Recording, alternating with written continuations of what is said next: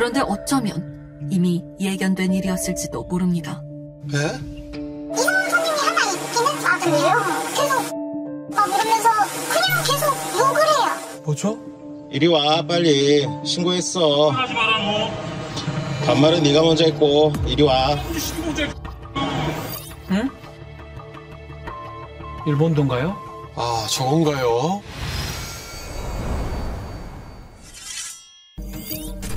현장에서는 범행 도구로 사용된 일본도 칼집이 발견되었습니다.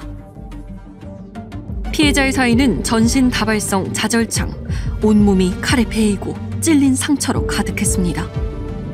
겉으로 보이는 상처들은 한 15cm에서 20cm 정도의 길게 난 자상이라고. 일본도를 휘두른 범인은 30대 남성 백씨. 피해자는 백씨와 같은 아파트 단지에 살던 이웃 주민이었습니다. 하지만 두 사람은 일면식도 없던 사이. 11시 반경에 며느리가 전화가 왔어요. 울면서 막 큰일 났다고. 너무 어이가 없어갖고 이건 있을 수가 있나 이러니. 아니 저녁 먹고 담배 한 대 피러 나갔다 그러는데 그 1시간 사이에 죽어서 왔다는 게 그게 있을 수가 있는 일인가. 아이고야. 아니 무차별적으로 칼로 그렇게 해서 물론 한두 번 찍었다면 목숨도 구할 수 있었어요. 그냥 너무 원식으니까 피를 많이 흘러서 목숨을 잃은 거 아니에요 이게. 어떻게 그런 일이 있을 수 있나. 아 정말? 사건 이후 가족들은 지옥 같은 날들을 간신히 버텨내고 있었습니다. 너무나 든든하고 자랑스러웠던 외아들 승현 씨. 아니, 아이고 참. 너무 뿌듯하시겠어요. 다시는 볼 수 없는 그 얼굴을 매일매일 한참을 들여다봅니다. 아, 얼마나 보고 싶겠어요. 속 한 번 썩인 적 없이 잘 자라준 고마운 아들. 승현 씨의 행복은 언제나 가족과 함께였습니다. 열심히 돈을 모아 마련한 새 집에서 두 아이의 아빠가 된 승현 씨. 참 건실한 분이었네요. 아이들의 사춘기를 책임지겠다던 약속을 지키지 못하게 되었습니다. 사건이 있기 2주 전 갑작스런 자폐 진단을 받은 둘째 아이. 아이고야.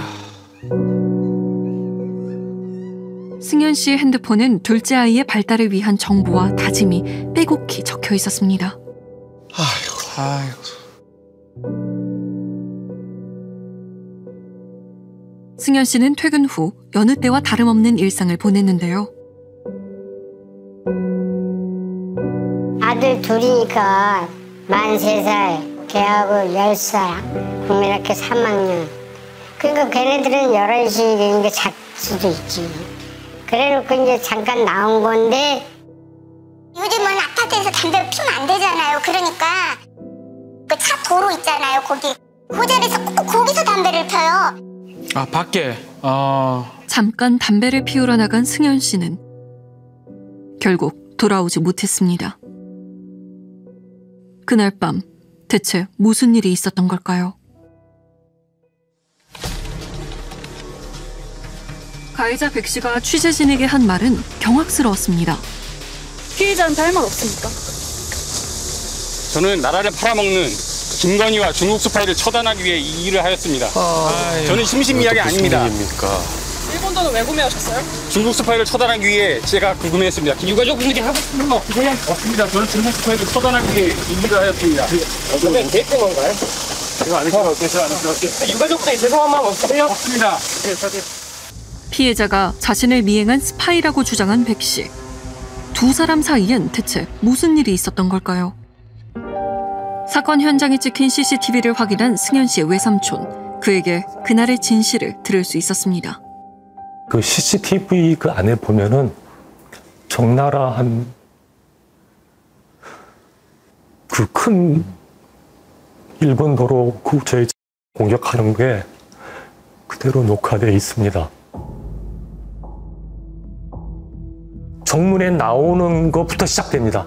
나오고 길 건너편에서 그 악마 같은 놈이 검은색 칼 길이만한 가방 같은 게 있었어요. 그리고 이렇게 딱 차고 오는. 아니 피해자가 미행한 게 아닌데요?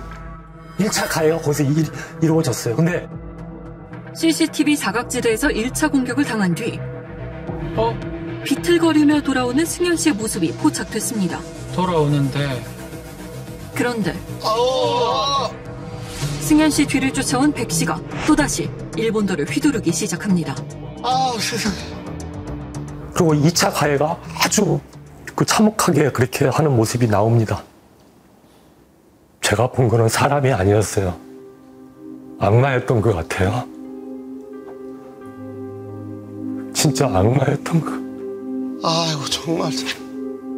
그렇게 백 씨는 범행 후 칼을 들고 사라졌는데요. 그가 향한 곳은 바로 자신의 집. 살해 후 1시간 뒤 백 씨는 자신의 주거지에서 태어난 모습으로 체포됐습니다. 사건 직후 한 온라인 커뮤니티에는 백 씨를 봤다는 입주민들의 목격담이 올라오기 시작했는데요. 동네에서 이미 이 사람 알고 있는 것 같은데요. 인근 상가 주민들에게 백 씨에 대해 물어봤습니다. 아니 칼을 목에 그 모자 이렇게 이상한 그 카우보이 같은 모자 그 쓰고 그 조그매 은소해요. 가방을 들고 다녔다고 하는데 여기 돌아다니 여기니까 여기는 후문이고 정문인데 여기 막 돌아다녔다. 얇고 긴 가방을 항상 지니고 돌아다녔다는 백 씨. 저 가방에 칼이 들어있었던 거 아닌가요? 그렇죠. 네. 네, 주민분들은 이미 알고 있었는데 애들한테도 그 긴 칼 갖고 와갖고 정말로 팔싸움 하려고까지 나왔어요. 네? 그래서 애들이 무서워서 도망도 갔다고 그렇게 얘기를 했으니까. 칼을 보여줬었대요. 심지어 놀이터에서 노는 아이들에게 칼을 꺼내 보이며 칼싸움을 권유했다고 합니다. 애들이 얼마나 놀랐겠어요. 아이고. 세상에. 이웃 주민들의 이야기를 종합해보면 백 씨는 작고 왜소한 체격의 30대 후반 남성으로 항상 검고 긴 가방을 지닌 채 욕을 하거나 소리를 지르는 등 종종 이해할 수 없는 행동을 했다는데요. 그가 평소 자주 이용했다는 아파트 헬스장에서 더 자세한 이야기를 들을 수 있었습니다. 여기 헬스장에서 그분을 보신 적은 없죠? 저는 예전에 운동할 때 그분이 막 쌍욕을 하더라고요. 여기 운동하다가. 헬스장에서도 평소 운동을 하다 말고 화를 내거나 욕하는 일이 잦았다는 백 씨. 처음부터 그랬던 건 아니라는데요. 근데 되게 똑똑한 친구예요. 엄마가 자랑도 많이 했어. 착실하고 뭐 돈도 많이 모아놓고 그런 얘기 좀 했는데 이 친구가 뭐 야 놀랐네. 착실한 이웃 청년이었다는 백 씨. 그런 그가 어느 순간 이상해졌다는 겁니다. 상사랑 좀 불화가 심했나 봐요. 회사를 혹시 그만둘 시점이 나이죠. 혹시 어느 회사 다녔다고? 제가 알기로 알겠는데. 결혼은 했나요? 안 했죠. 안 하고 저희 같이 이제 내 식구가 사는데 그 동생이랑도 제가 이제 잘 아는데 오빠가 워낙 집에서도 좀 별로 동생도 사이 안 좋고 별로 대화도 없었고 어머니랑도 좀 그렇고. 아하. 직장 상사와 갈등을 겪으면서 점점 화가 많아졌다는 백 씨. 그리고 이해하기 어려운 말들을 했다는데요. 근데 그 친구가 여기서도 누가 자꾸 나 쫓아내 이런 얘기는 자꾸 했어. 스파이라고 막 그런 거 듣고 이 친구도 혼자 그 망상이 있었던 것 같아요. 혹시 혼자 운동을 하는데 그런 얘기를 한 거예요? 그러냐다가 다툼이 있었어요. 누구랑요? 혜은이랑 젊은 친구랑. 그래서 왜 그러냐 했더니 제가 난 자꾸 쫓아다니고 내가 운동하는데 막. 백 씨는 갑자기 다른 회원에게 쫓아다니지 말라며 크게 화를 냈습니다. 이해할 수 없는 백 씨의 행동. 결국 경찰이 오고 나서야 상황은 마무리되었습니다. 최근 1년간 접수된 백 씨의 경찰 신고 기록은 총 7건. 지난 2월 종로 미국 대사관 앞에서 2건, 지난 6월 헬스장에서 1건, 7월에는 백 씨 본인이 신고한 2건, 신고 내용이 본인이 신고한 내용도 그렇고 전부 좀 이상합니다. 이상한데요. 그런데 나머지 한 건은 바로 사건 전날 밤에 접수된 신고였습니다. 사건이 일어나기 바로 전날 저하고 시비가 있어서 제가 모욕죄로 고소했던 당사자가 사람을 살해한 가해자로 지목된 백모 씨입니다. 아이고야. 아휴. 일본도 살인사건 바로 전날 같은 시간대에 백 씨를 만났다는 김인 씨. 그날 11시 한 20분경쯤에 카페에 앉아서 일을 하고 있었는데 웬 사람이 들어와서 카페 안을 한번 훑어보고 너나 아냐 라는 식으로 말을 한 거예요.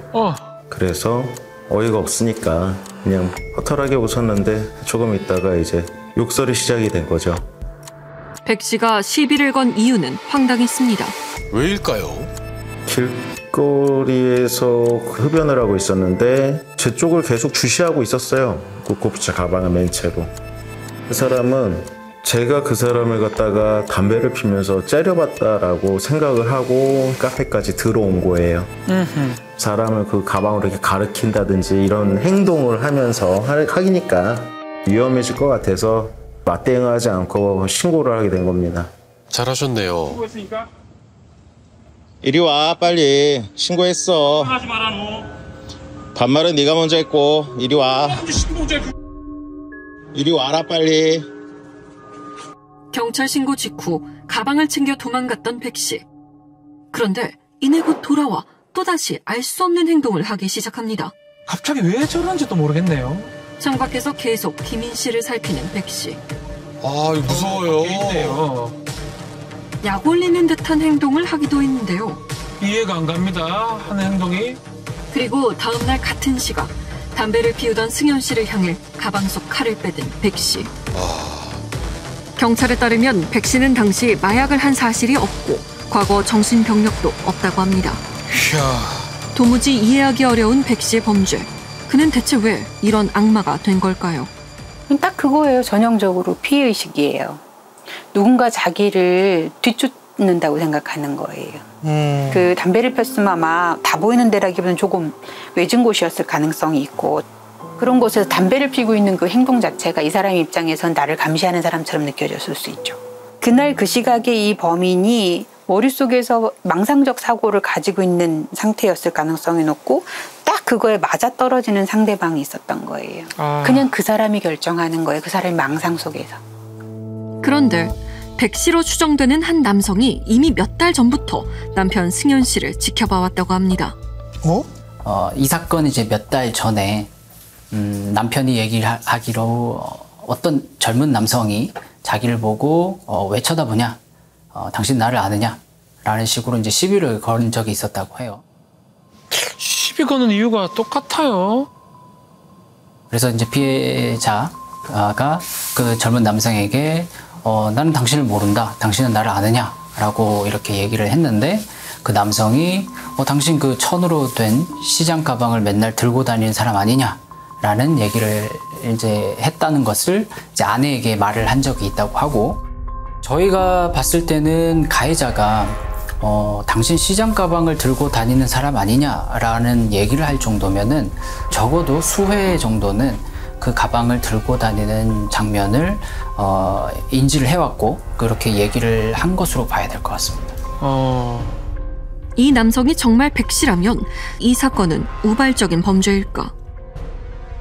이 사람의 망상을 고려하면 계획된 범죄로 보는 게 맞아요. 왜냐하면 그 칼이 들어있는 곳으로 추정되는 골프 가방을 계속 들고 다녔고 이 사람 머릿속에서는 언젠가 이 칼을 쓸 일이 있다라고 생각했던 거고 쓸 일이 있을 때 언제든 난 이 칼을 쓰겠다라는 결연한 의지가 동반된 행동이잖아요. 자기를 조금 우월한 위치로 끌어올려서 과대사고를 가지는 경우가 있어요. 그러니까 이제 선택을 한 게 일본도일 가능성이 있어요. 현재로서는. 정신병력이 없다는 전제 하에 올해 1월 일본도 소지를 허가받은 백 씨. 하지만 그의 행적은 정신질환을 충분히 의심할 만했는데요. 별다른 절차 없이 운전면허증만 있으면 도검업체나 온라인을 통해 일본도를 손쉽게 구매할 수 있습니다. 이번 사건으로 도검 소지 허가 제도 시스템이 재정비되고 있지만 중요한 문제는 또 있습니다. 가방을 계속 소지한 채로 돌아다니는 게 수상해서 경찰들한테 그걸 계속 이야기를 했어요. 골프채 가방을 계속 들고 다닙니다. 흉기로 보이는 물건을 계속 들고 다닙니다. 경찰들한테 계속 그걸 주시를 시킨 거죠. 그게 도검인이라고 판단을 할 수는 없었고요. 그때 당시는. 사건 전날 김인 씨는 가방에 대한 위험성을 출동한 경찰에게 알렸다는 겁니다. 우리는 정말 이 사건을 막을 수 없었던 걸까요? 그 사건이 크게 뭔가 범죄화되지 않은 사건에서는 이 사람에 대해서 조회를 한다라고 해서 알아볼 수 있는 게 별로 없는 거죠. 정신적으로 어떤 위험성을 가지고 있는지, 이러한 총포 도검 관련해서 허가를 받은 게 있는지 이런 것들까지는 확인하기가 되게 어렵고, 이런 것을 확인하려면 되게 많은 행정 절차를 거쳐야 되는 거죠. 이 행정 쪽 그리고 복지 쪽, 경찰 쪽에서 그 사람에 대한 자료를 같이 확인할 수 있어야 되는데 우리는 이런 연동 시스템이 없어요. 그 대가가 우리 친구의 죽음으로 돌아오니까 거기에 대해서 좀 너무 실망감이 많이 컸던 거죠. 운구할 때 우선 저희들 친구 6명이 모여서 이제 운구를 할 때 이제 가장 먼저 느낀 감정은 그 관이 친구라는 생각에 너무 마음이 아팠습니다. 친구 관을 이렇게 들고 가니까 진짜 가는구나, 그런 못 보겠구나, 뭐 그런 생각이 많이 들었던 것 같아요.